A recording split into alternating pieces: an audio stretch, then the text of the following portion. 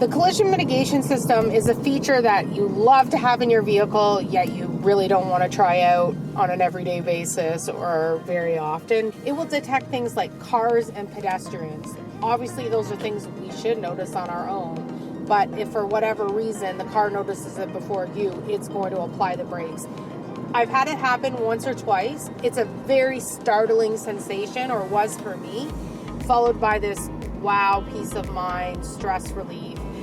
Just knowing that that's pretty cool. The car picked that up before I did and saved me from a potentially dangerous situation. It will also detect motorcycles, people on bicycles. It could also detect a stationary object like a blockade in the road if there's a height to it, because it's camera-based technology.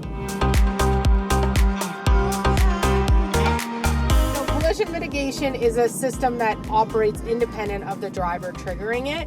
How you prevent an accident is applying your brakes. If you fail to apply your brakes, that's when the collision mitigation system is going to kick in for you.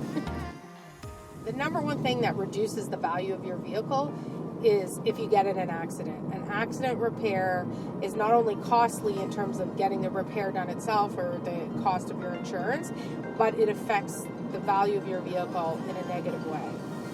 Any effort to reduce the likelihood of an accident, like collision mitigation, is a valuable feature to have in your car because, I mean, obviously less accidents, you're going to be safe, and the people on the road are also going to be safe, but you're protecting the value of your vehicle as well.